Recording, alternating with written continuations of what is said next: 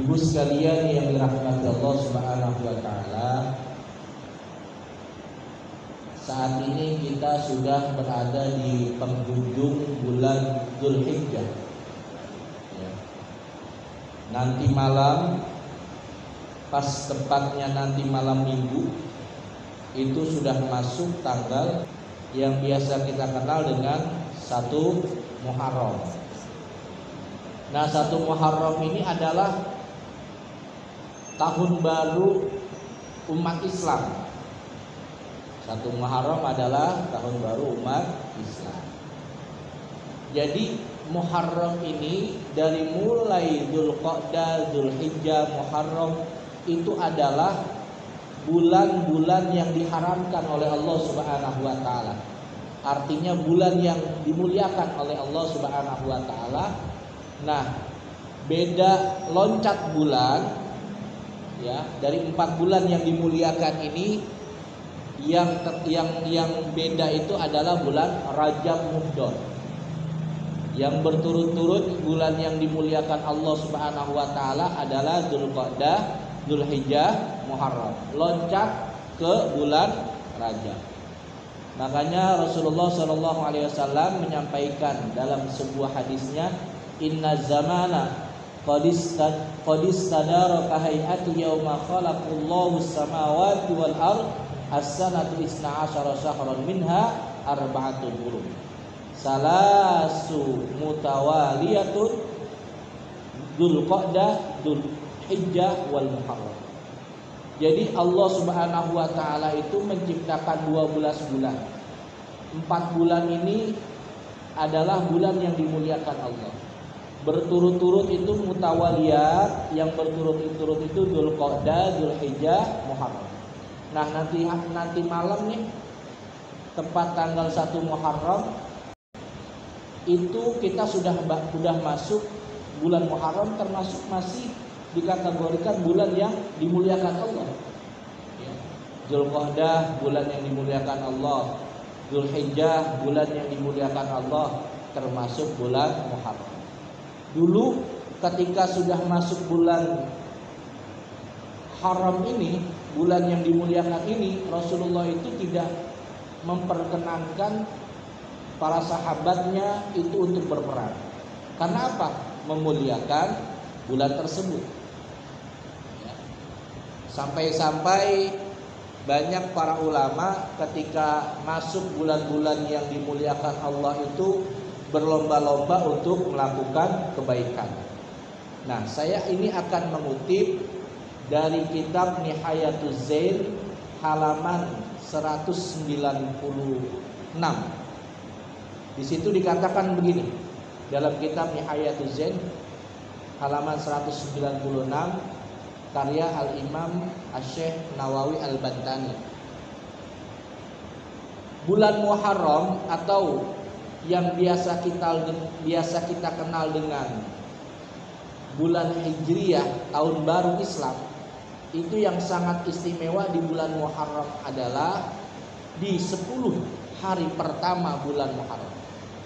Ya, di 10 hari bulan Muharram. Apa di antaranya keistimewaan di bulan Muharram dari tanggal 1 sampai tanggal 10. Di sini di dalam kitab Nihayatul Zain dijelaskan wa nuqila am ba'dil afadili annal a'mala fi yaumi Asyura 12 amalan.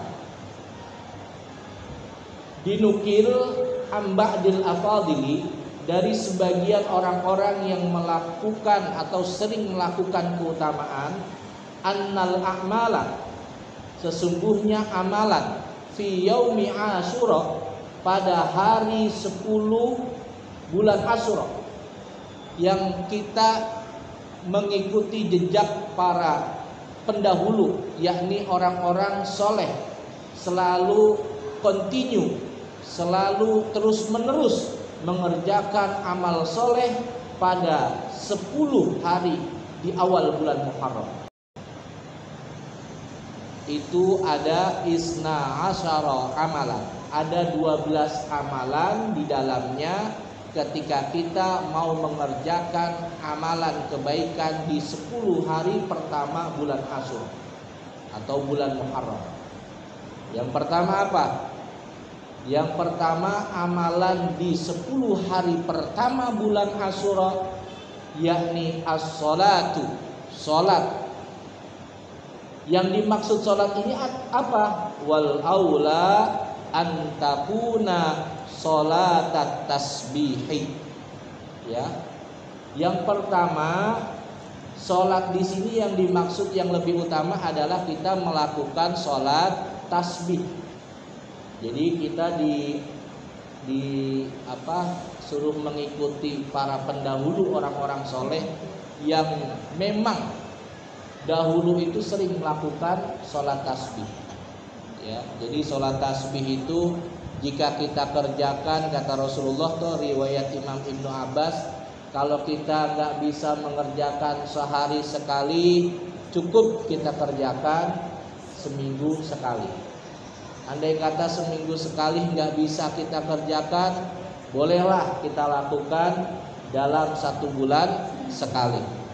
Andai kata 1 bulan sekali kita nggak bisa melakukan sholat tasbih, maka boleh kita kerjakan sholat tasbih tersebut selama 1 tahun sekali. Pun andai kata 1 tahun sekali kita nggak bisa, minimal seumur hidup sekali. Jadi itu dikasih keringanan sama Rasulullah untuk kita melakukan sholat tasbih. 1 hari nggak bisa, dalam sehari kita melakukan sholat tasbih, ya seminggu sekali. Seminggu sekali nggak bisa, ya sebulan sekali. Sebulan sekali nggak bisa, ya setahun sekali. Setahun sekali nggak bisa, ya seumur hidup sekali. Makanya tuh banyak orang-orang soleh terdahulu, ambaqdil afadil, orang-orang yang sering melakukan keutamaan di dalamnya, itu sering melakukan aktivitas sholat tasbih.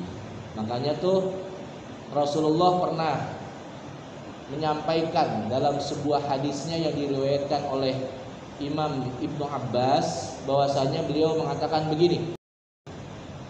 Jadi Rasulullah itu menyampaikan kepada pamannya, ya, pamannya Abbas, ya.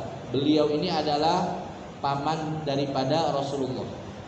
Apa kata beliau? Ala af'alu bika asyru khisalin. Jadi Rasulullah ini memberikan amanat kepada Imam Abbas atau sahabat Abbas, pamannya sendiri. Apa beliau menyampaikan? Ala af'alu bika asyru khisalin. Lakukanlah kepadamu, kata Rasulullah, asyru khisalin, 10 kebaikan. Idza anta fa'alta, ketika kamu mengerjakan itu 10 kebaikan, dzalika ghafarallahu laka dzambaka, maka Allah akan mengampuni dosa-dosa kita ketika kita melakukan pekerjaan ini. Apa dosa-dosa apa yang kita lakukan? Di antaranya dosa yang dulu pernah kita kerjakan, awwalahu wa akhirahu. Yang namanya hidup ini pasti sering melakukan dosa, ya kan? Nggak ada orang yang hidupnya mulus tanpa adanya dosa. Pasti selalu melakukan dosa. Ini andai kata dosa kita nih, Rasulullah menggambarkan andai kata 10 dosa itu kita mau dihapuskan tuh. Awalahu wa akhirahu, dosa yang pertama dan dosa yang terakhir. Kalau kita pengen dihapusin tuh, kata Rasulullah, pasti kita punya tuh. Dari mulai kita balik, mungkin belum terjaga saat kita melakukan ibadah karena belum pahamnya ilmu. Itu kan termasuk dosa. Karena apa? Semenjak kita balik, semua kewajiban sudah ditanggung orang tersebut. Kalau perempuan biasa umumnya itu balik di usia 9 tahun. Dari mulai 9 tahun seluruh kewajibannya sudah menjadi beban hidupnya. Sholat sudah menjadi kewajibannya, wajib untuk dijaga 5 waktunya. Pastilah ada sholat yang dulu pas habis balik kita belum sempat menjaga betul-betul. Pastikan dosa. Kalau bisa mah dijaga sholat kita. Nah, pada awal kita sudah ditentukan kewajiban, pas setelah kita balik pasti kita melakukan dosa awalahu wa akhirahu, dan juga pada akhir-akhir dari kehidupan kita pasti kita melakukan dosa. Ya. Melakukan dosa kita nggak tahu, ya. Yang awal, yang akhir pastilah kita melakukan dosa. Itu yang kedua. Kalau kita pengen diampuni 10 dosa kita.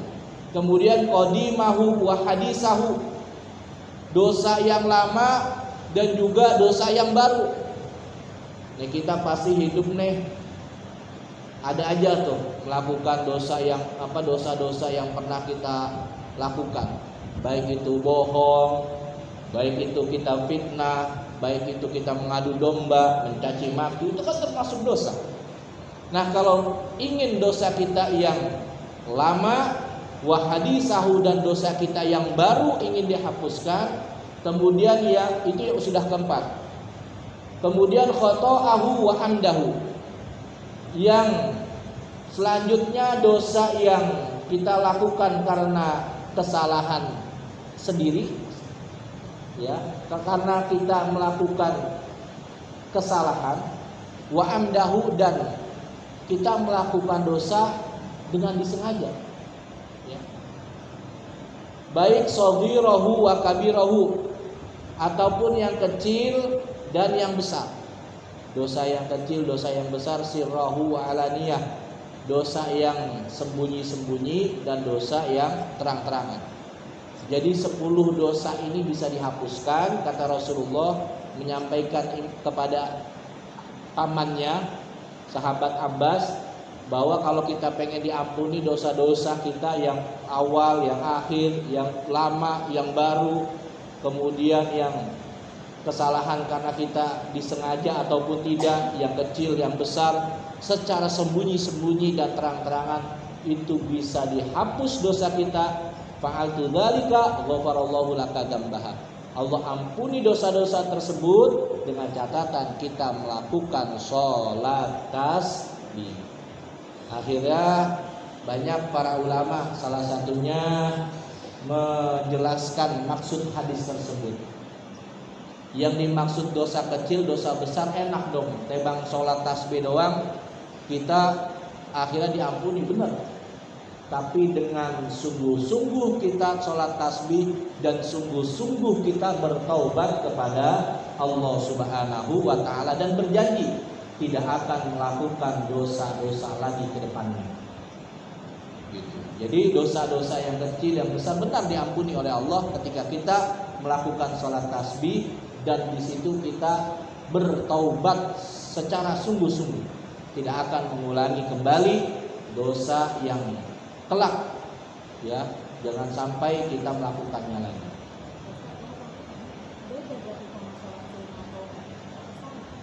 Kalau ada ajaran sholat sunnah taubat sama sholat sunnah tasbih ini beda. Jadi ini emang yang sudah dianjurkan oleh Rasulullah. Jadi kalau kita mau melakukannya sholat tasbih aja. Berapa sih yang kita kerjakan? 4 rakaat. Kita kerjakan. Nanti di season selanjutnya kita jelaskan secara terperinci pelaksanaan sholat tasbih. Jadi saya memperkenalkan sholat tasbih itu bisa menyebabkan dosa yang lalu, dosa yang akan datang, yang kecil, yang besar, yang disengaja ataupun yang tidak disengaja, dosa yang kita kerjakan secara terang-terangan ataupun secara sembunyi-sembunyi, itu bisa dihapuskan oleh Allah Subhanahu wa ta'ala dengan cara kita melakukan sholat tasbih. Yang kedua, keutamaan orang-orang soleh terdahulu ketika melakukan ibadah di 10 hari bulan Muharram, 10 pertama bulan Ramadan, Muharram. Apa yang kedua? Wasaum, puasa. Jadi kita dianjurkan untuk puasa karena mengikuti jejak orang-orang soleh yang dulu selalu melakukan itu. Jadi puasa, ya bentuk puasanya ya puasa sunnah. Kalau bisa pas momennya itu ya di hari Senin boleh.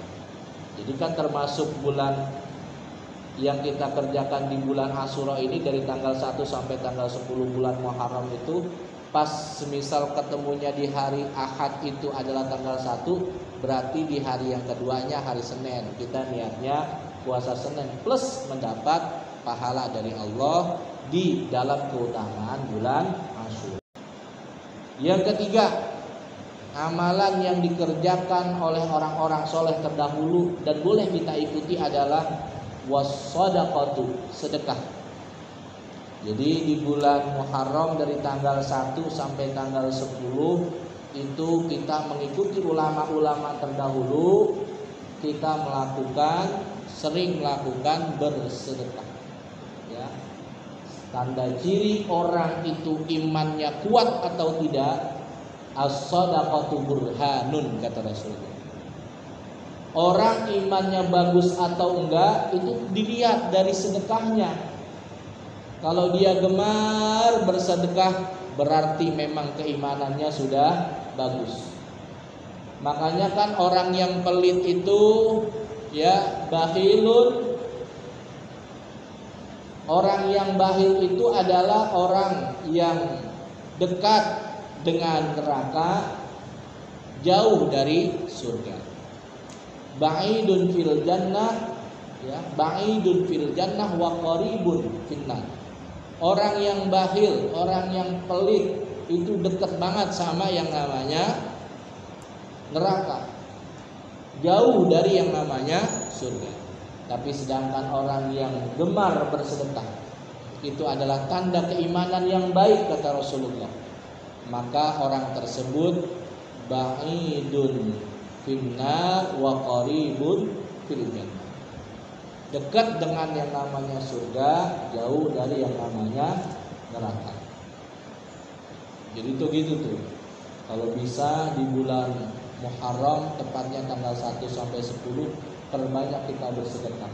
Apalagi sedekah yang paling bagus itu pas sedekah subuh. Ya, di subuh. Jadi pas ketika subuh kita sedekah, mau berapa kayak nominalnya bebas.